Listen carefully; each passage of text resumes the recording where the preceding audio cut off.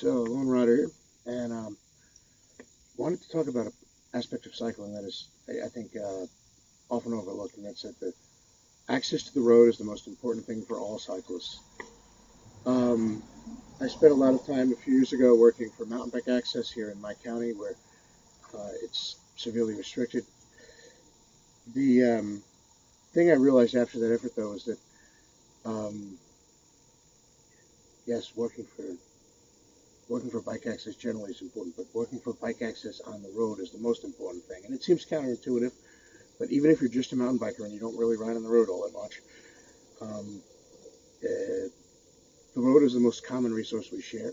Um, yes, you can ride on a single track as a mountain biker. You can ride on paths or in bike lanes, but the contiguous paved road and the networks of roads that connect to each other and to other places are the most common resource we all share. And there's nothing that could take its place. Right? What are you going to do? Just ride in circles on a path in a park somewhere, right? Or stay in a handful of dangerous and poorly designed bike lanes, some of which aren't really even bike lanes, they're actually paths because they're divided bike lanes. Um, and even if you're, like I said, even if you're just a mountain biker and you don't ride on the road at all, or really, I mean, you might ride your mountain bike on the road to get to the trail if you live locally, but you know what I mean. You're not a roadie.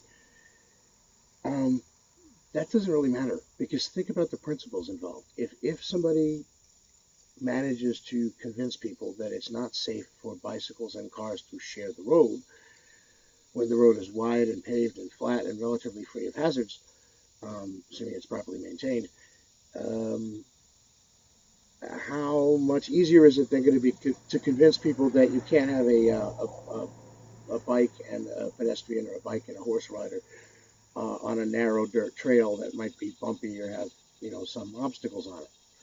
Um, it's interesting that um, this rivalry between roadies and mountain bikers. I never understood it. I always did both, but yeah, even if you're just a mountain biker and you want nothing to do with road riding, the point is, if think about it, if somebody manages to convince people that road riding should be restricted or access to the road should be restricted because it's not safe for a bike and a car to share a wide paved road, especially when you consider, a standard lift lane on a modern roadway is 12 to 14 feet, so there's plenty of room for both. But then you have, well, if they can do that, how much easier is it going to be to convince people to restrict mountain biking on narrow dirt trails that are bumpy and stuff? So, I mean, just think about it. So I don't care whether you're a roadie, whether you're a commuter, whether you're riding for fitness, whether you're training for a race, whatever. Whether you're riding a road bike, a touring bike, a hybrid, a mountain bike with street tires, folding bike, BMX bike, hell, even a tri bike. Right? At the end of the day, you should be concerned about access to the roadway. And the reason I brought this up is because there are a lot of cycling efforts that don't focus on that. They focus on protected, so-called protected bike lanes, i.e. separate paths. They focus on bike lanes, which, again, have their own problems. Or they focus on, um, creating car-free areas. I'm going to be honest. The older I get, the more I think that there actually are certain benefits to this.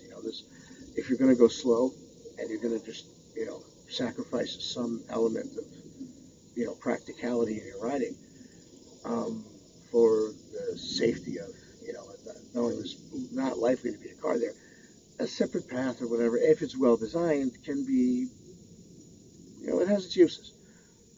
Especially if you're, sedately poking along. For most riders, though, they're not useful, and they're certainly usually not useful for transportation. You might be able to insert one into a segment of a ride, but if you're going from point A to point B, your best bet is still the roadway system, which is why it's so alarming to me to find so many cycling efforts focused on things like paths, bike lanes, and car-free spaces, because the American roadway is never going to be one of those, and those are never going to be able to take the place of the American roadway.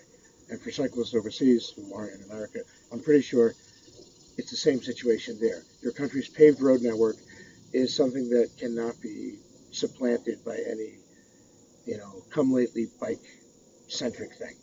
So, as cyclists, we need to make sure that we maintain our access to the roads, that we aren't denied that, and that any focus we do put on special bike infrastructure, that's great as an adjunct to preserving your right to the roadway and fighting for that. But we don't want it to be a distraction. Sometimes I think the biggest problem with bike-specific infrastructure is it gives officials an excuse. Rather than cracking down or at least talking about the dangers on the roadways, they can just point to over there, hey, look, we built a bike lane over there. Yeah, but what about all the drunk drivers and people on cell phones over here? Right? It's a distraction from the problem, essentially, in that sense. It gets people away from talking about the real problem, which is the dangers of the roadways. And part of fighting for your right to use the road is your right to use the road without having to ride around on your bicycle with an elephant gun to try and stop a charging car, right? I mean, seriously. Um, so, roadway access is the most important thing we have. And if we ever lose it, it will kill cycling. It will kill cycling, not just in America, but the world. And that's a scary friggin' thought. So, because there's nothing else that can take its place. No path, no lane, no nothing. And again, even if you're just a mountain biker and you ride on dirt and you don't care about the roadways, well, if they manage to convince people to curtail cycling on the roadways, how long do you think it'll take them to come after you? In some places, they're doing that already. Right? So, the most important thing we can do is fight for bike access, uh, generally speaking, but in particular, make sure we remember to fight for bike access on the roadways. And I used to get a lot of updates from various bike-related organizations, email lists and things like that. One of them is this bike group called the SF Bike Coalition. They're based in California, and it seems like every other week or every other 2 weeks or something, I'm getting an email saying we're working for a car-free this or more bike lanes here or more divided bike lanes, meaning paths, separate paths here. And again, some of these things may be useful in an extremely limited sense, but they also have problems. And in some ways, they're a distraction from the real issue, which is roadway use by cyclists and maintaining our use of the roadway. Um, so, I would argue that a cycling group that focuses only on that and not on the roadway, that focuses only on separate infrastructure, they're actually not seeing the big picture, and they're actually, in the long run, maybe not helping cycling. Right? And there's a lot of cycling groups, I think, that are well-meaning, but that do just that. They only focus on separate infrastructure. They never address the big picture of the problems on the roadways. And we need to do that. We cannot lose our right to the road. Lone Rider out.